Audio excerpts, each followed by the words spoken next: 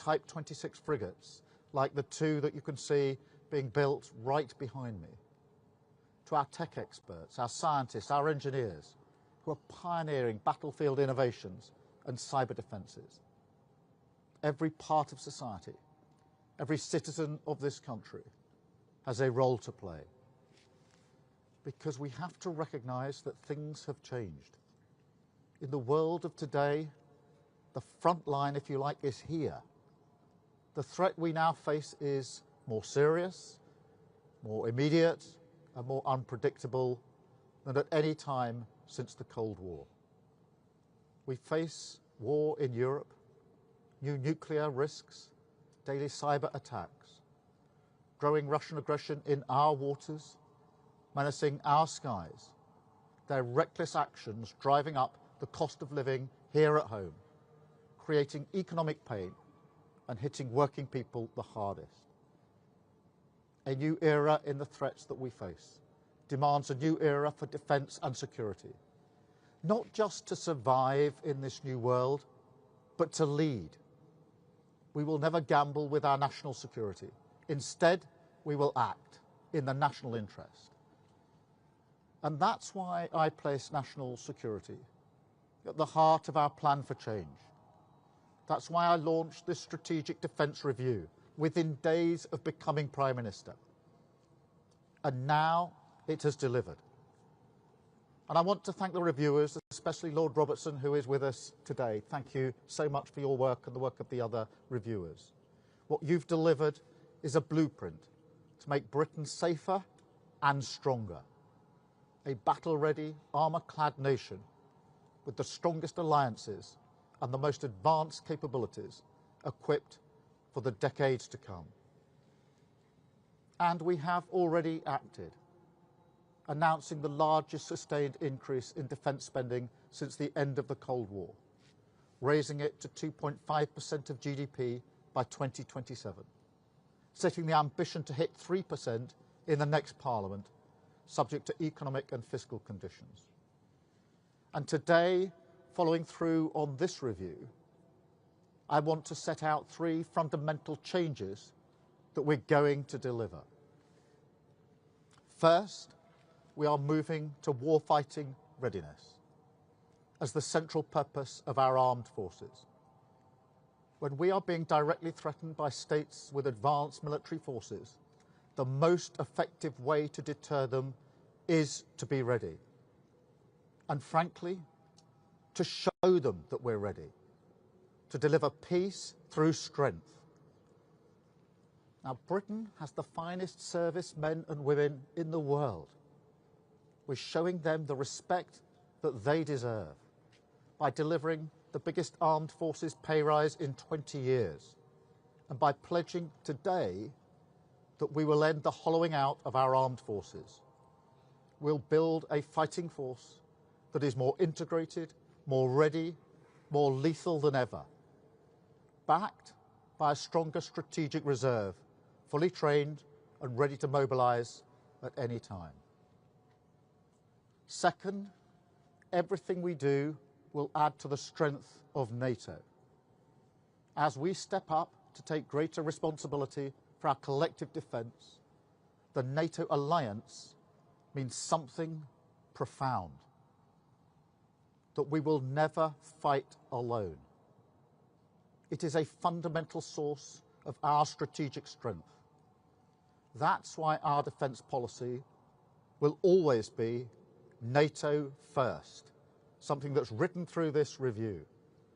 The transformation we are driving in our defence must add up to Britain's biggest contribution to NATO since its creation, so that when we're building new capabilities at home, we are making our allies safer too, strengthening Europe and strengthening our bridge to the US as Britain's first partner in defence.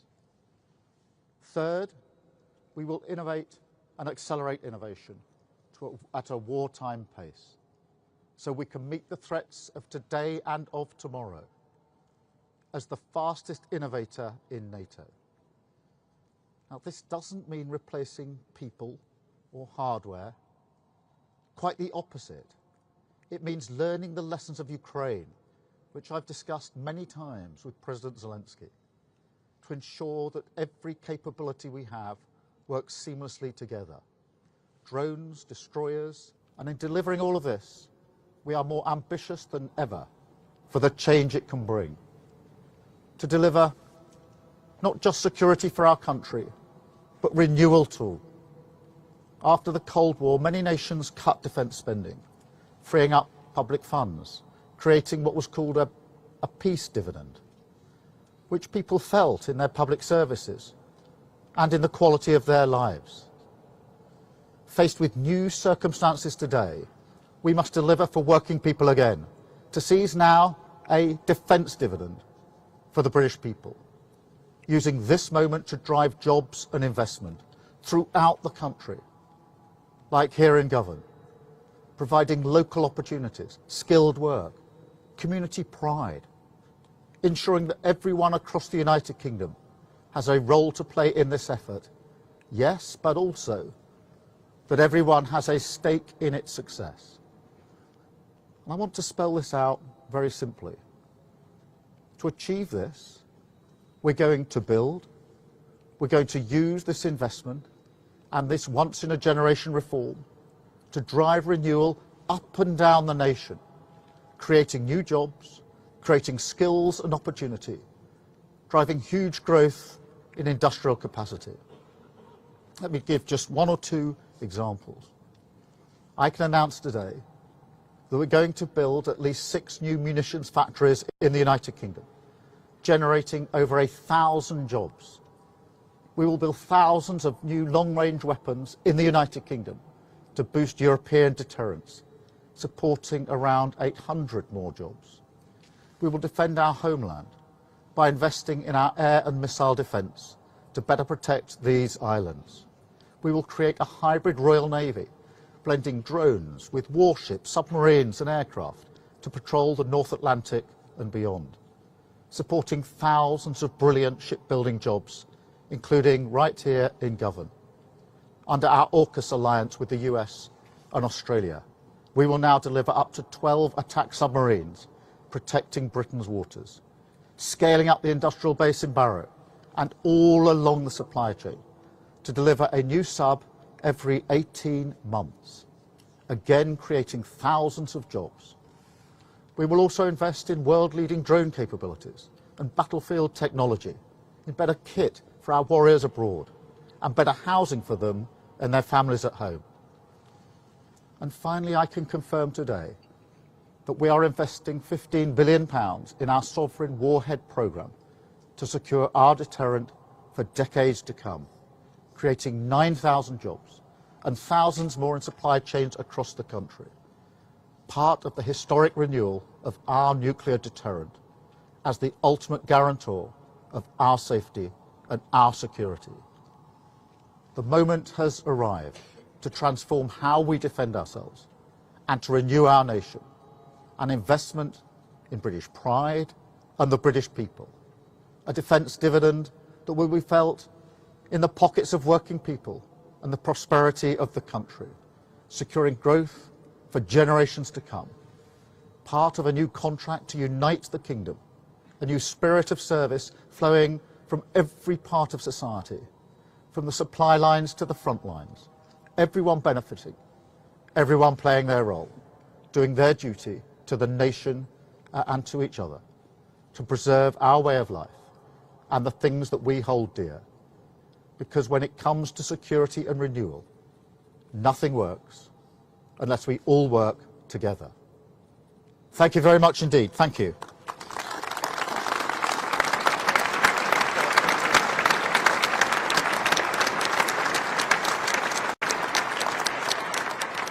I'm now going to take some questions from the media, and then I'll have the opportunity, I hope, to speak to some of you. Chris Mason from the BBC first, please. Chris. Thank you, Prime Minister. Chris Mason, BBC News. Prime Minister, you're sounding a bit shaky on the funding of all of this into the next decade. Can you unequivocally say today that this will definitely be delivered? Look into people's eyes and say, yes, this will be delivered. Yes, I can, and I'll tell you for why. Because when we set the terms of reference for this review, we set it on the premise that we would be spending 2.5% of GDP on our defence. Obviously, since then, what we've done is then put the date on that, 2027, 2028, the highest sustained increase in defence spending since the Cold War. A date I think that was earlier than some people thought it would be, but also set out that ambition to hit 3% in the next Parliament. So I'm 100% confident that this can be delivered, because that was baked in from the very start of the review. It's one of the first conversations we had with the reviewers, because what I wanted was to meet the new threats, the new instability, with a plan that matched our capability with the risk that we face as a nation. That was the purpose of the review. I'm very pleased and grateful to reviewers that that's what's been delivered today. Thank you very much. Beth Rigby from Sky. Thank you, Beth Rigby, Sky News. Prime Minister Attlee was the Labour PM credited with creating the welfare state. You're the Labour PM that wants to create, or be known for creating, a warfare state. But you're not putting your money where your mouth is.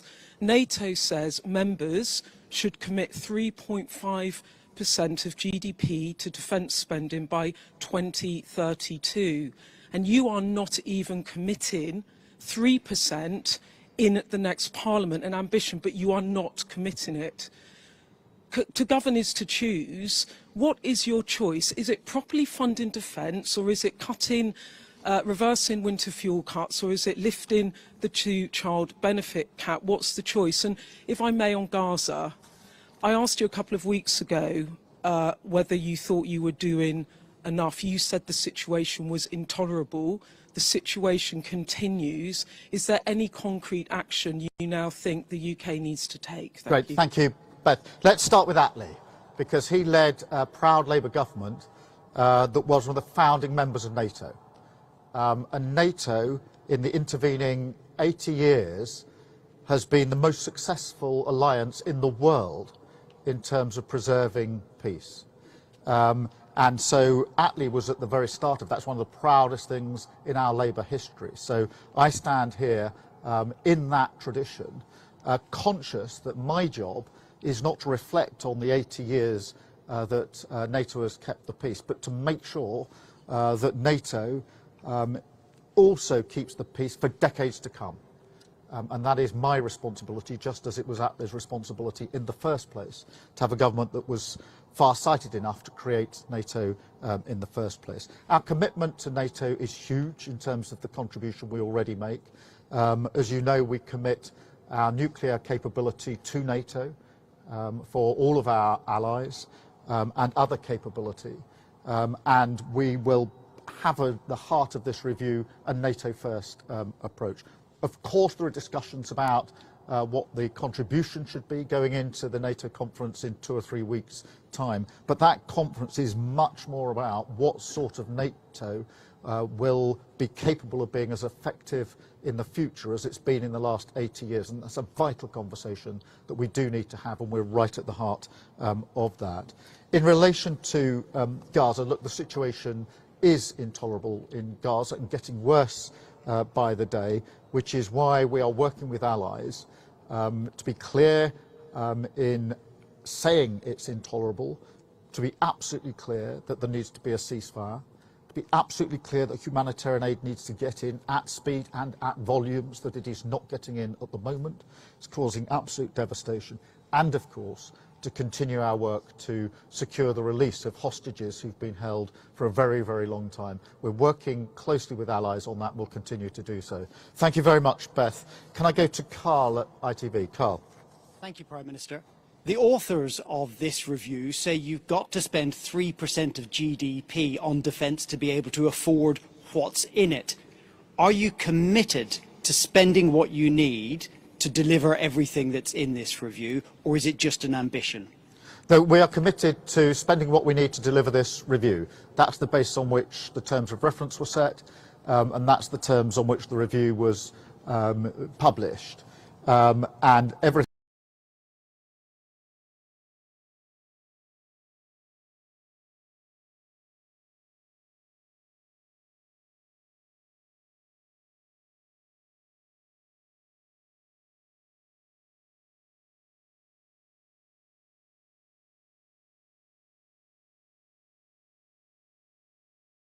what we want to achieve, putting in the date when we know exactly how we can achieve it. The same with the 3%. That is what we want to achieve because of the different world that we live in, but I'm not going to put arbitrary dates on that percentage. We will do that as we did with 2.5 in a worked-through way to deliver the capability that we need under this review. Thank you very much, Carl. Catherine from GB News. Catherine Forster, GB News. There are warnings from Germany that Russia could invade a NATO ally as soon as in the next 4 years. You haven't even committed to get to 3% in the next 9 years. Lord Richard Dannett this morning said that this is simply not going to cut the mustard. One of your favourite phrases, going further and faster. Shouldn't you be going further and faster on this now? And linked to that, part of keeping British people safe is border security. You scrapped the Rwanda deterrent. You promised to smash the gangs who are clearly running rings around us. Crossings are up 42% this year compared to last. Aren't you failing to keep us safe in the English Channel? Well, let's start with the question of Ukraine, because I think it's fair to say that the UK has been a steadfast ally of Ukraine since the very beginning of this conflict and continues to play a central part. And I'm very proud of the support that we give to Ukraine and very alert to the continued threat from Russia, whether that's continuing in Ukraine or the wider threat. And as I mentioned in my speech, don't forget that Russia is already menacing our skies and our waters and cyber attacks. So this is a real threat that we are dealing with. I believe that the best way to deter conflict is to prepare for it, which is why we commissioned this report, this review, and why we will now act on this review. Going further and faster in what we're doing, which we have already done with pushing up defence spend to 2.5% by 2027. That wasn't in the manifesto of any of the parties going into the election, by the way. That is a commitment we've made since we've been in government. We will keep to, and that is the mindset, but also a mindset change. That this must produce the defence dividend in the jobs and the opportunities here in the United Kingdom as we spend more money. In relation to border security, I want to be really clear, nobody should be making that journey across the channel, and it's our duty to make sure that we ensure that they don't. We are working very closely with our counterparts in France and elsewhere to take further action in northern France.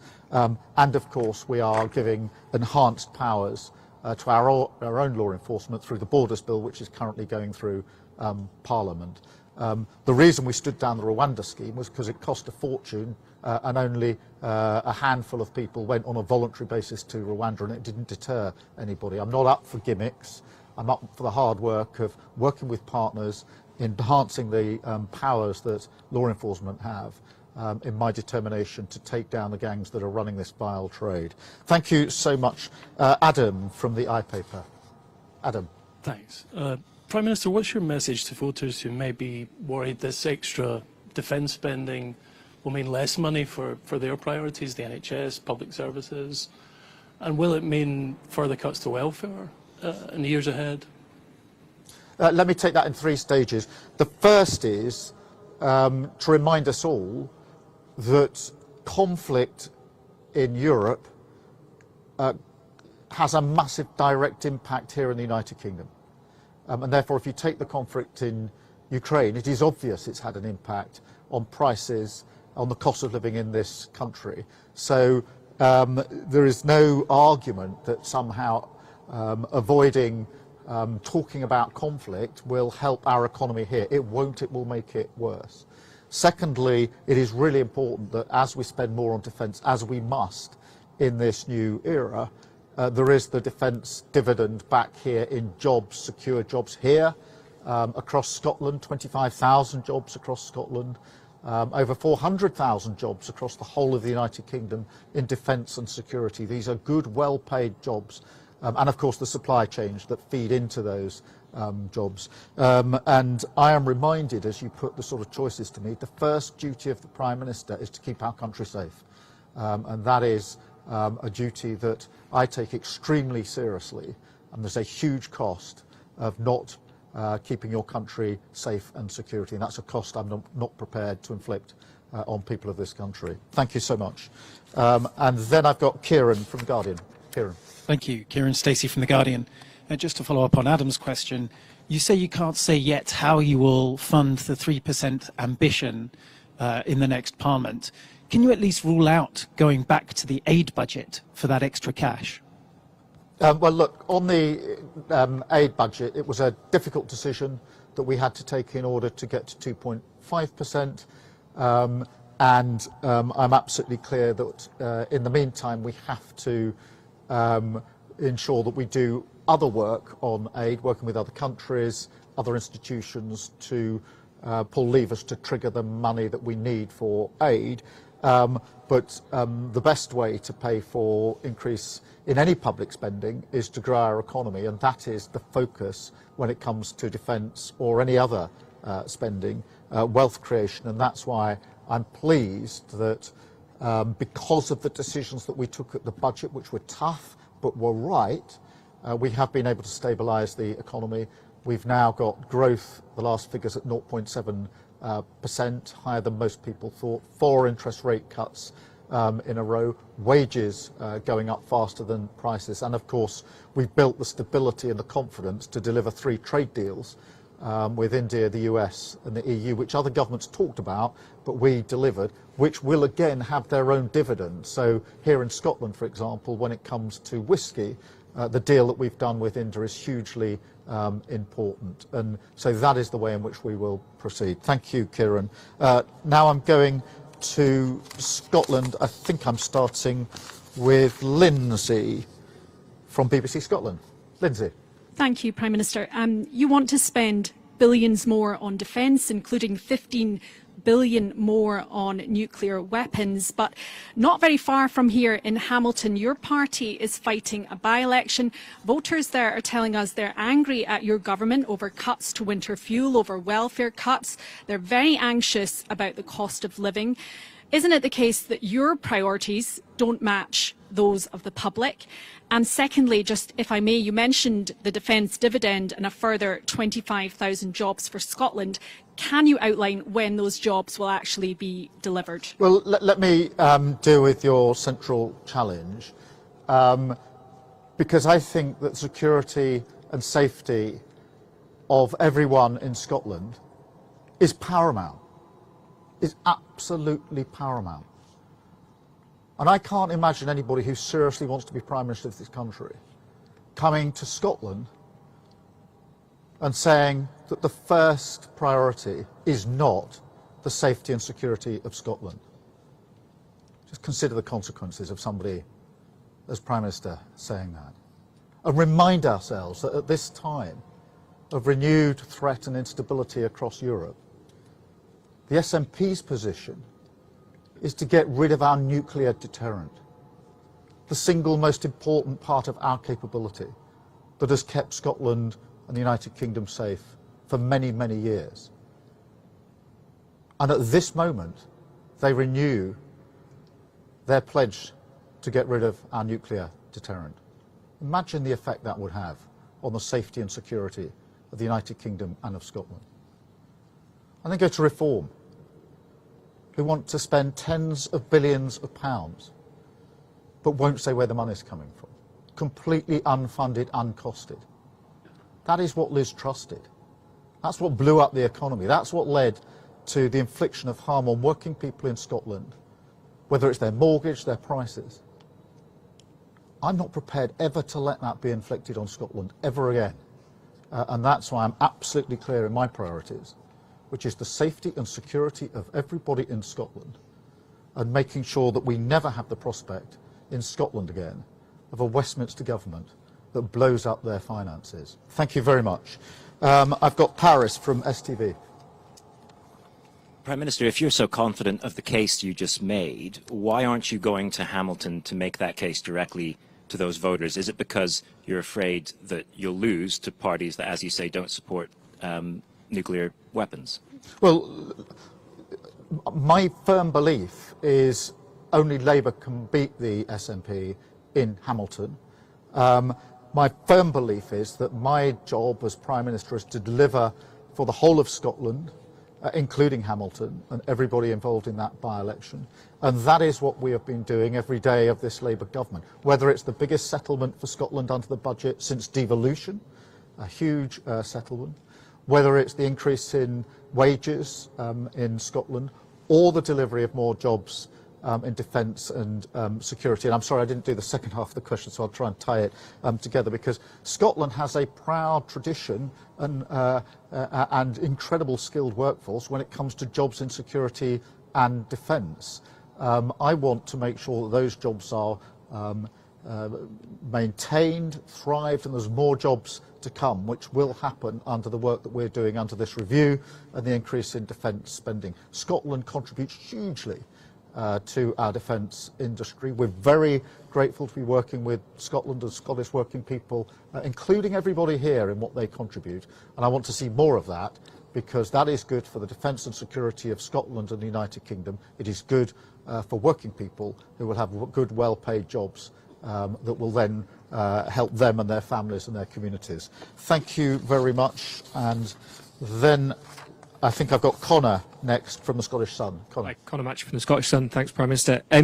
As mentioned, Nigel Farage is in Scotland today as well, and on the campaign trail for the Hamilton by-election, as is John Swinney. If Labour lose to both the SNP and Reform on Thursday, which is what bookmakers think will happen, that's less than a year from the Scottish Parliament elections, and doesn't it mean that that's the beginning of the end for Scottish Labour, Anna Sauer and you?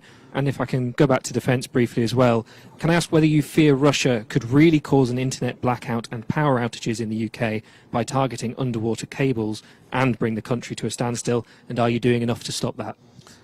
Look, only Labour can beat the SNP, and we need to be really clear as we go into the final stages of the campaign in relation to that. And we're very clear in our campaign on that. In relation to Russia, look, the threats from Russia take different forms, and we are prepared, and we have to be prepared for all of them. You've seen the threats to our air and to our water, to cyber, and of course the threats that we see to cabling in different parts of the world, but threats are absolutely clear, and we're working, as you would expect, with allies to ensure that we can protect all of our infrastructure and all of our capabilities. Thank you very much. And I've got Justin, I think, from the Courier, Press and Journal. Thanks, Prime Minister. Can I ask how today's announcement will benefit workers in Rosyth and the wider Fife area? And can I also ask how this review will help tackle Russian aggression in the far north? Yeah, I mean, in terms of the jobs, obviously there is the capability that we're currently engaged on. Now that will ramp up with the increase in spending and the recommendations of the review that we will take further. I want that to be, and I'm determined that it will be, measured in good, well-paid jobs in Fife and across Scotland, actually, because never forget the supply chains that are feeding in to the major defence and security sectors, which are vitally important. In relation to, was it Russian aggression, the second part? Yeah, look, we need to be clear, when we say we're entering a new era, the level of threat and the instability is of a different order than all of us have experienced for quite some time now. And that is why I asked for this review to be done, which is I need an assessment of the threats that we face as they are now and as we think they're going to be over the next 5 or 10 years, and our current capability to ensure that our capability meets the threats that we face. And that's what I'm very pleased that this review has delivered today. Our job now is to take that on and to deliver it alongside our long-standing commitment to our NATO allies. Thank you all very much indeed. Thank you all for listening to me. Thank you for giving up your time, but most importantly, thank you for the work that you are doing here, because as I've said to many, including those on the subs, on the frigates, etc., they can't do what they do if it wasn't for what you're doing here. All the skill that you put in here, which is incredible professionalism, is vital, because they need to know that they've got the best kit, the best equipment, and they need to know, as you know, that you're standing behind them on the front line. So thank you from me for that. Thank you because they would want me to say thank you for all those on the front line who know that you're standing with them. It means a huge amount to them, and I've seen for myself just how important it is. This is high-skilled, really important professional work, but it is also the defence and security of our people, and I just want to say thank you to all of you for the part that you play in that. I'm very proud of what you do, and I think you should be proud of what you do too. Thank you very much. Thank you.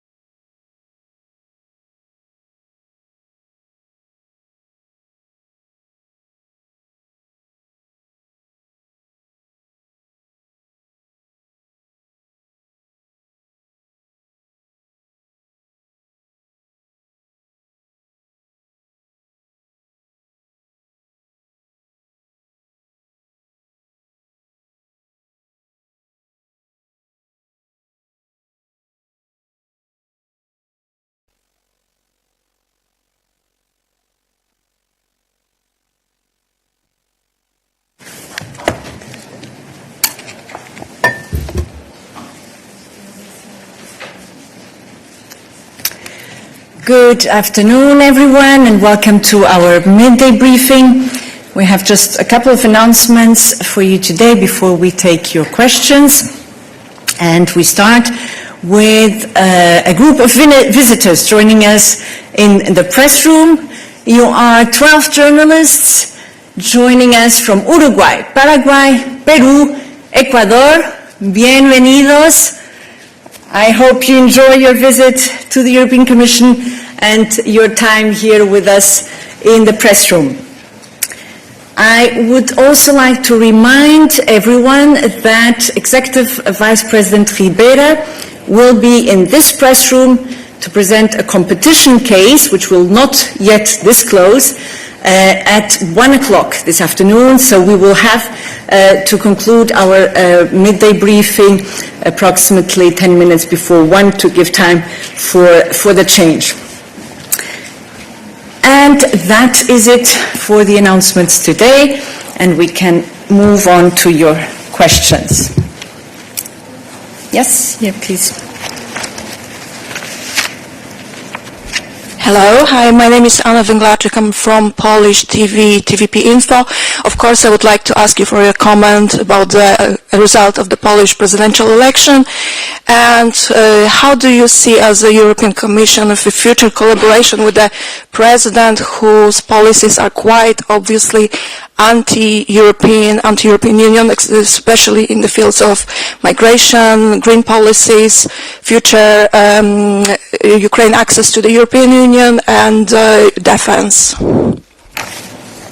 Thank you. Well, we welcome any democratically elected president or head of state. President von der Leyen had the opportunity already earlier this morning to post on social media her congratulatory message. And as always, we will seek good cooperation, building on the very good cooperation that we have with Poland. And this is what also President von der Leyen is looking forward to with the new president elected now by the Polish population. There, Angela. Angela Scugins from TVP World. Just following on from my colleague's comment, is there any scheduled meetings between von der Leyen and Nawrocki in the future regarding his presidential appointment? And I'm particularly curious about those law reforms. Is the Commission confident that these are going to happen, or is there any friction regarding those hundreds of billions of euros that are still frozen? Are you confident that those reforms will still occur? Thank you. Thank you, Angela. Now, regarding any meeting, it's of course really very, very early to already have any meeting scheduled. I mean, the results are there for less than 24 hours now, but I would expect that soon such a meeting could take place, and it's also early for us to comment on any possible future measures by the new president, and we'll have to wait and see what comes out from his presidency. No? No. Yes, here please. But also it's another subject, not on Polish presidency. Sylvia.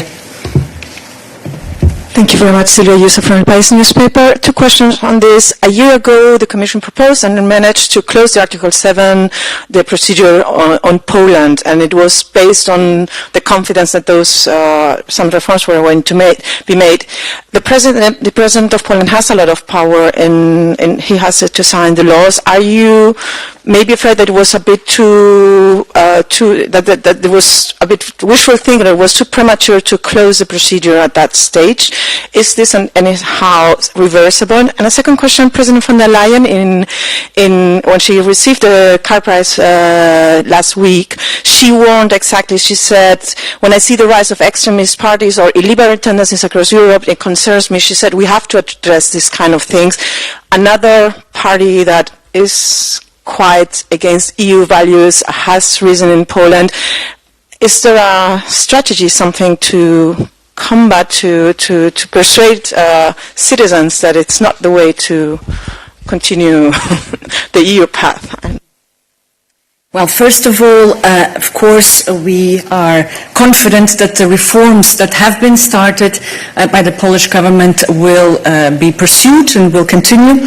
And with regard, indeed, to the communication to everyone, to the population across the EU, young and less young, about the EU values is something that we actively do. And you mentioned yourself the speech by President von der Leyen at the award of the Charlemagne Prize last week, which is a good example and which captures well what is the message that we want to convey to everyone in terms of what are the values that we believe, that we share, and why is it that it is worth defending those values, and that obviously we are all stronger together. And we will continue to convey those messages, and to try also to persuade those who may not be convinced about it from the outset. President von der Leyen has said it several times, and if I remember correctly, again also during the speech, that she knows well the need to reach out also to those who may see things differently. And that's precisely where we also need to invest in terms of our communication, in terms of the arguments that we put forward. Jorge, still on this topic? Hi, Paula. I want to follow up on what Sylvia brought up, the issue of the reforms that Poland promised to you. I remember there was an action plan that Poland presented to the Commission to unblock the funds and also to lift the Article 7 procedure. This Article 7 consisted of several laws that needed to be adopted. Can you give us an overview of how much progress Poland has made in this action plan that was promised to you and the Commission? I mean, how satisfied are you with the evolution that Poland has made in the past year? Thank you. There we're going a bit more into details, so I'll ask Marcus to help us with the reply to your question, Jorge. Thank you, Jorge.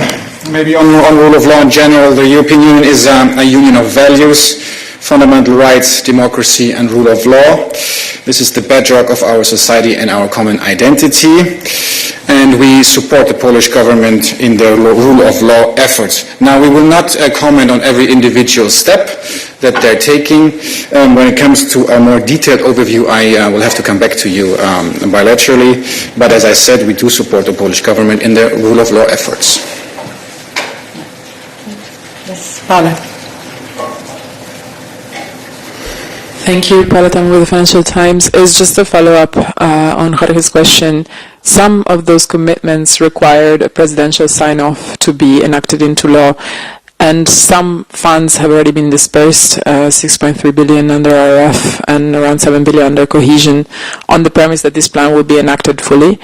So I wonder if these funds are now into question, given that there are no laws signed or likely to be signed. This was the whole campaign of the president-elect in Poland, that he will continue vetoing these reforms. Is there any risk for Poland to stop receiving EU funds going forward? Thanks. I think Paula was already very clear on the elections, and as I've said, we continue monitoring and we support the Polish government in their efforts. Good. Then no other questions on Poland. Next topic. Yes, Vitaly. Vitaly Sizov, UATV. Next topic. On Ukraine. Today is going to be negotiation in Istanbul. What do you expect from this negotiation? And the next questions. This weekend, Ukrainian Security Service reported about attack and damage a significant part of Russian strategical aviation.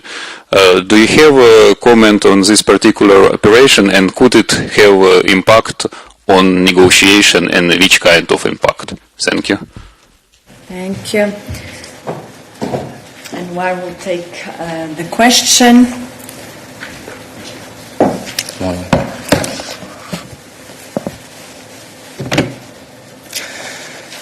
Thank you for the question.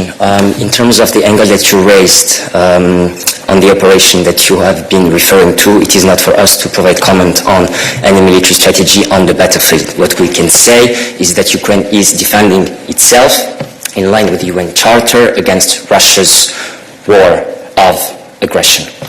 Now, in terms of the meeting in Istanbul, as we had already said in previous instances, the EU has been supportive of diplomatic efforts to reach a just, comprehensive and lasting peace in Ukraine. This is in line with international law, including the UN Charter. And we will continue to work alongside Ukraine and to support Ukraine, its independence, sovereignty and territorial integrity, bearing in mind that it is for Ukraine to decide the actual conditions for peace talks. Anna, still on Ukraine? Yeah, please. Hello, Julia Sarvan, Journal TV. Just a follow-up for this question. I wanted to ask if European Union is at the table for these negotiations for this time, and also according to Reuters sources, Putin's conditions for ending the war in Ukraine include a demand that Western leaders promise in writing to stop NATO's eastward expansion, meaning to officially rule out the accession of Ukraine, Moldova and Georgia. Do you know anything about this, and maybe you have a comment? Thank you. Thank you. On the first point, as already said, nothing about Ukraine without Ukraine, and nothing about Ukraine security without basically the EU. Now, on your second point, I must say I didn't fully grasp and caught the gist of your question, or whether what is just a comment. Thank you.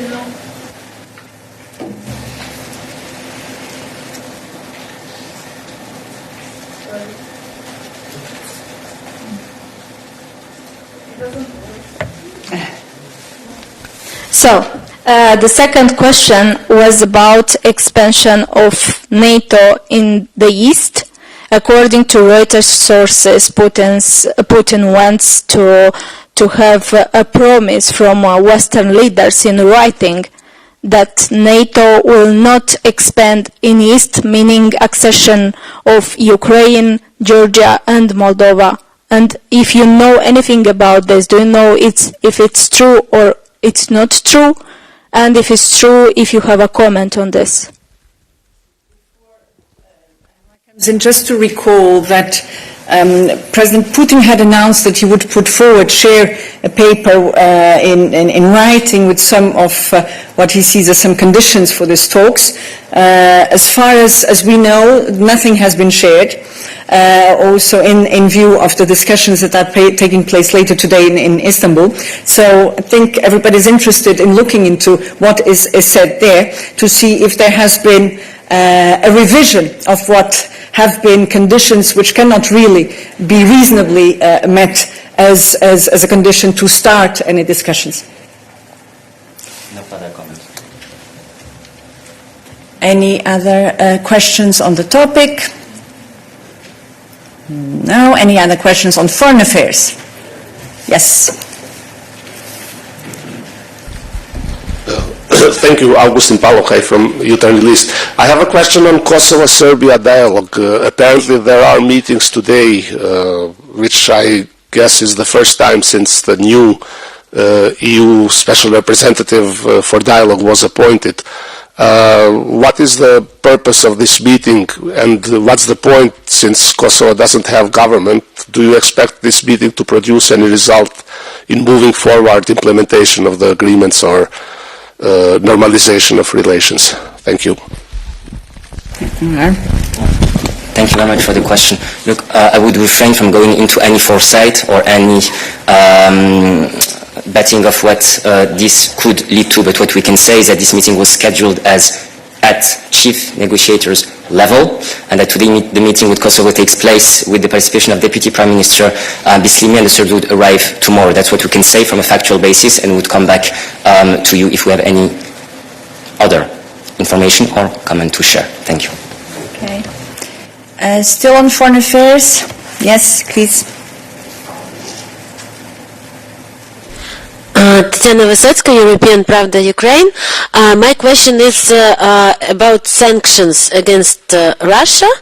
Actually, this weekend and the end of previous week, American Senator Lindsey Graham, he was in Ukraine and then he was in France, and he was discussing the United States sanctions against Russia, and he said that he is planning that the US impose sanctions before G7 summit, before 16th of June, and that he is doing that in coordination with the European Union. I would like to know the details about the coordination. It's now public, so who is working on that, what you are discussing, only the price cap for oil or all the sanctions, and as the Americans want to impose sanctions before 16th of June, is it realistic to think that the European Union may impose 18th package also before the summit in Canada?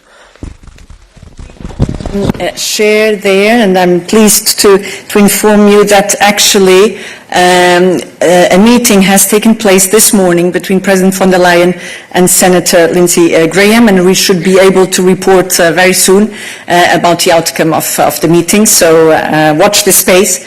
We'll be able to share more on what you asked, and also in terms of what has been agreed regarding sanctions and our cooperation with the US on this subject.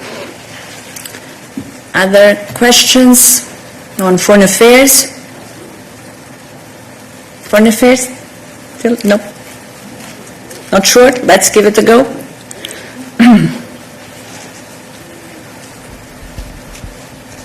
Thanks, Maria Vassiliou, Greek Daily Tanea. It regards a ruling by an Egyptian court regarding the function of a monastery in Sinai. Is that foreign affairs? Yeah, okay, my question, let me go on. Okay, my question is whether the Greek government has requested the Commission's assistance in any way to safeguard the status quo regarding the function of the monastery and the ownership of the land surrounding it, or whether the Commission is thinking of taking any initiatives towards that direction. Thank you. I haven't heard, but Anwar, have you? No. So we would look into it and would happily come back to you. Thank you very much for raising that to our attention. Yeah, thank you. Any other questions on foreign affairs? No? Yes? Jorge, still foreign affairs? It's foreign, but I think it's for Eva because it's about humanitarian aid. It's about an issue that was raised last week with the High Representative here on stage, but it wasn't exactly clear to me. Can you say if the European Union, any of the aid that the European Union is sending or trying to send to Gaza is being distributed through the Gaza Humanitarian Foundation, which is run by American contractors? Is anything of the aid being run with this agency? Thank you.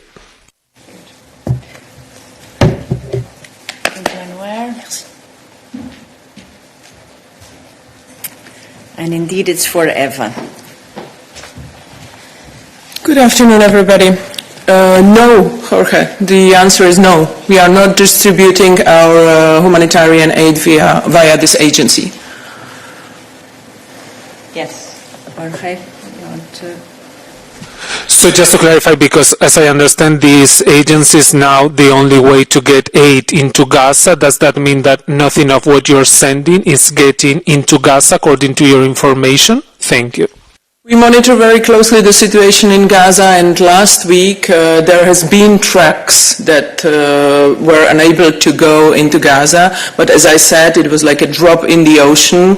It's not enough, and they still face many obstacles and difficulties. So some trucks were allowed to go there. Okay. Other questions to Eva? Yes.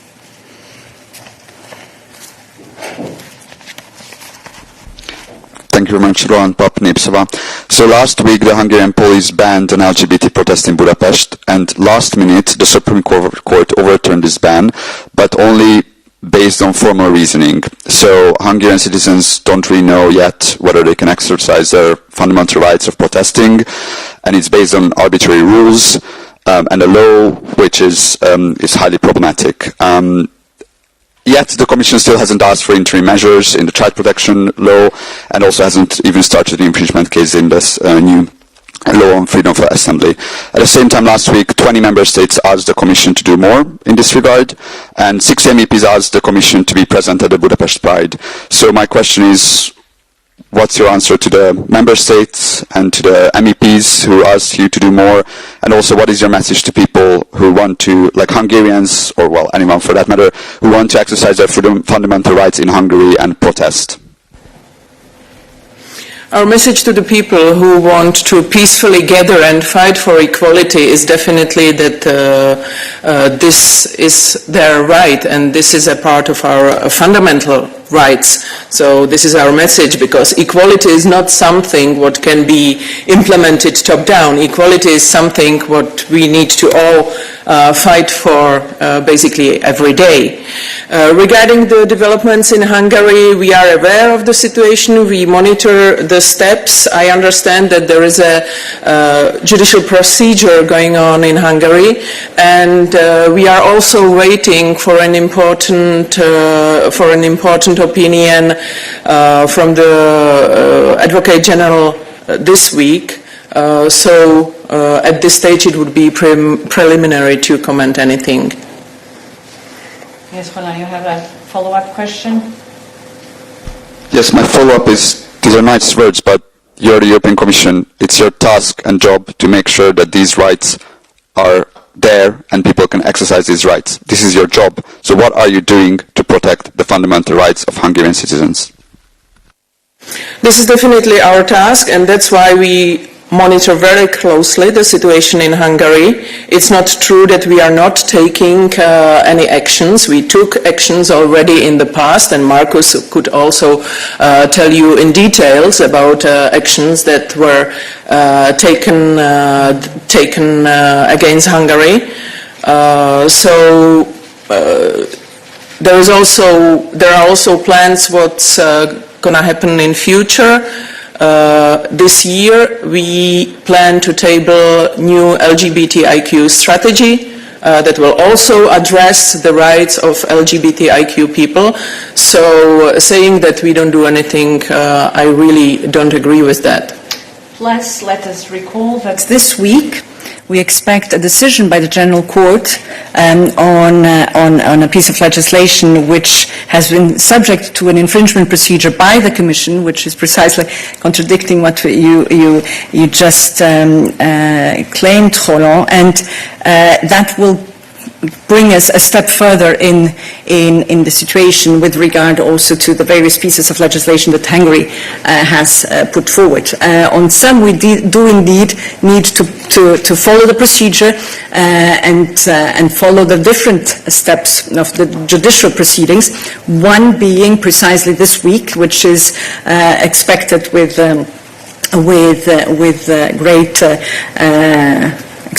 great expectation, which is awaited with great expectation, and to see where we can take it from there. And maybe we can also refer to the presser after the GAC last week on Tuesday, where Commissioner McGrath clearly said that we don't rule out any action. This would be more for Markus to speak about. Any other questions to Eva?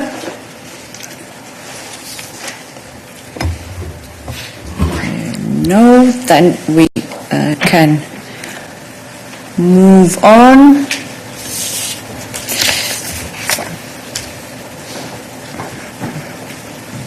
Other topics in the room? Yes. Thank you, Julia Dam, Table Media. It's a question for Olaf on Ukraine trade. This week, the autonomous trade measures, as we know, expire, and we know that there are transitory measures already in place. My question is the Commission planning to propose anything in terms of a more long-term new trade framework still before the measures expire, seeing as this was originally the aim? Thank you. Thanks for your question. So indeed, as you mentioned, the autonomous trade measures expire on the 5th, that being this Thursday. As we have said previously, we are now taking steps to put in place a transition arrangement, kind of a bridge, if you like, so that we have the time to look into and agree with our Ukrainian partners the best way forward for upgrading the DCFTA, the Deep and Comprehensive Free Trade Agreement, and that will be the basis for our trading relationship going forward, not the autonomous trade measure. So we expect that we will have greater clarity on that in the coming days. Still on this subject, or to Olaf in any case? Yes, Paula. Question, please. Given the ATMs expire and that Ukrainian government estimates that this will lead to a 3.5 billion euros loss in revenue, does the Commission think that this will require additional funds in terms of grants or loans to Ukraine to make up for this loss in revenue? And secondly, if you had any kind of timeline or even next meetings scheduled under the bilateral trade liberalization. Thank you. Thanks, Paula. So on the first question, I think it's too early to say. I mean, these are precisely the types of questions that we really need to drill down into in our talks with our Ukrainian partners. And as for your second question concerning timings, I can confirm that a first formal meeting, if you like, to have those discussions is happening this afternoon here in Brussels. Good. David. Yeah, it was a long weekend, and so maybe it was published, or maybe we missed it, but I can't see it. But the transition measures, those haven't yet been published in the official journal, right, if I'm correct there. And secondly, taking a step back, not as a trade expert, I believe the Commissioner has outlined some of the issues there, the Director in DG Trade. I was wondering, can you confirm that that's 7/12? What details can you confirm that have publicly come out on that? Thanks. Thanks for your questions, David. The answer to the first question is no, we haven't published the details yet, and the answer to the second question is that any transitional arrangements, so the intention is for the transitional arrangements to restore the pre-autonomous trade measures tariff lines, so basically what existed before the ATMs. And the idea is then that those tariff lines are based on annual quotas for specific products, and so because we're halfway through the year, as you rightly pointed out, those quotas will be on a 7/12 basis to allow for that difference in time frame, quite simply. I hope that makes it clear. Yes, that should follow up. And this is the DCFTA, yeah? And is that a sort of just a simple 7/12 calculation on those terms of the tariffs? And then can you just confirm that it's simplified, i.e. that is on a first come, first served basis? Thanks. Thanks, David. Yes, I confirm that it is 7/12 of the pre-ATM. So what was in the DCFTA between the EU and Ukraine as regards tariff rates for specific quotas of specific products, that will be restored during these transitional arrangements, and it's so 7/12 of what would be an annual quota. And for the second question, with your kind permission, I'll have to come back to you. Thank you, Olaf.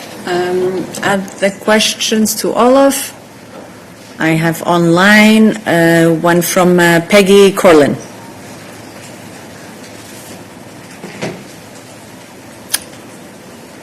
Peggy?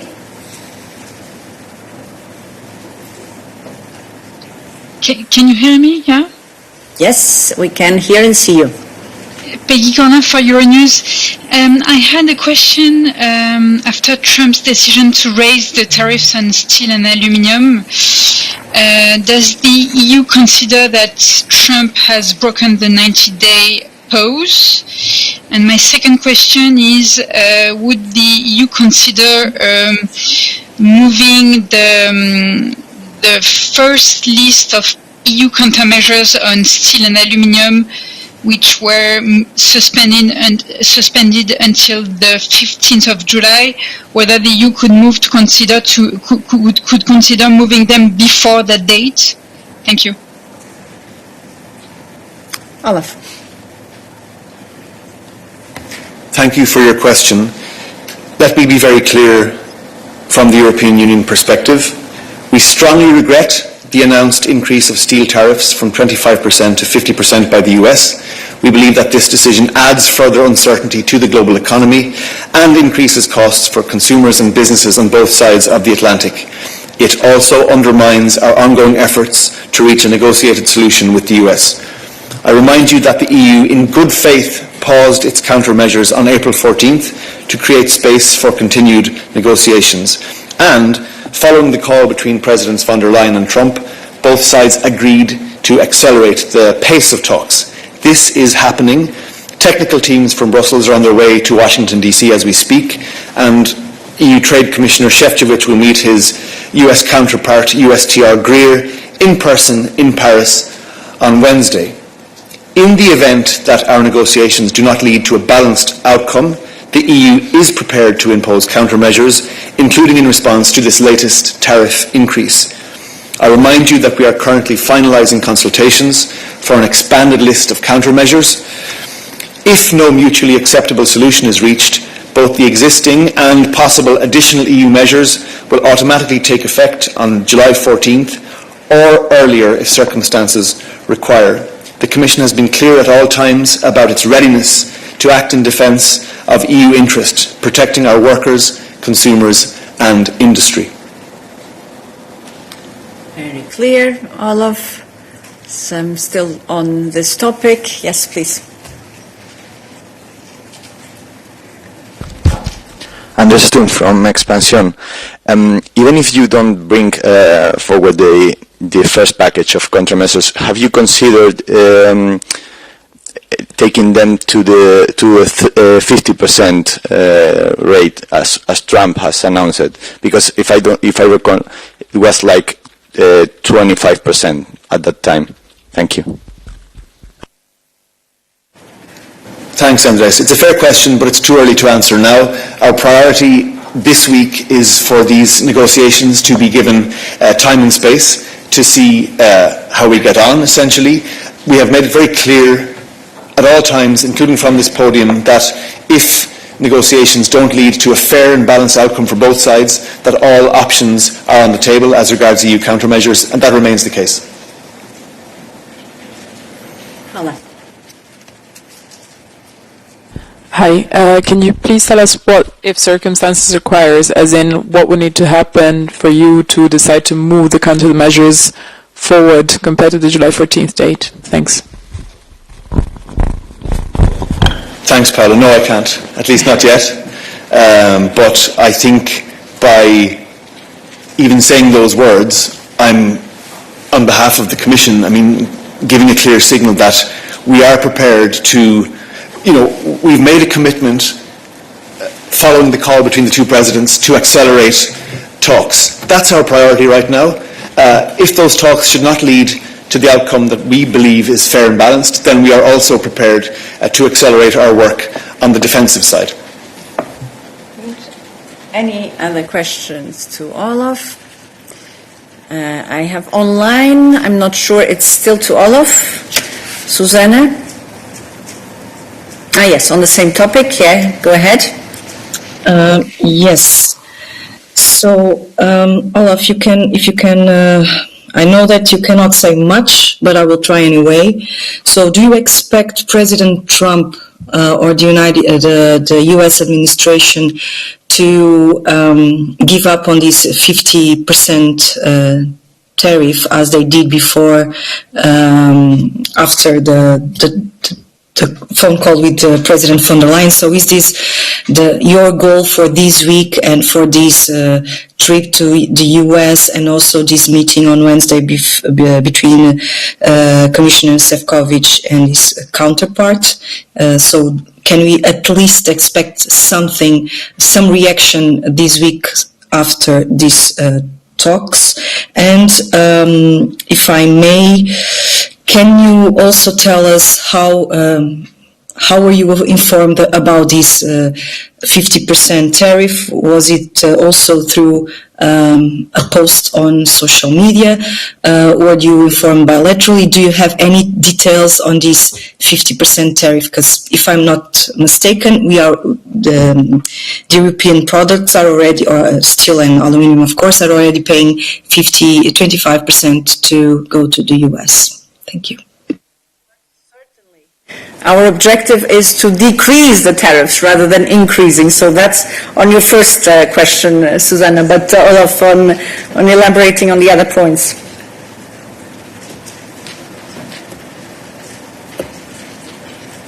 Mike, yeah.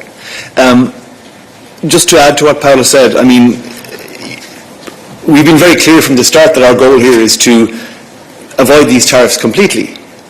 We don't want to go down the route of tariffs. Rather than having them increase, we want to decrease or even where possible eliminate them. That remains the case. That remains our priority.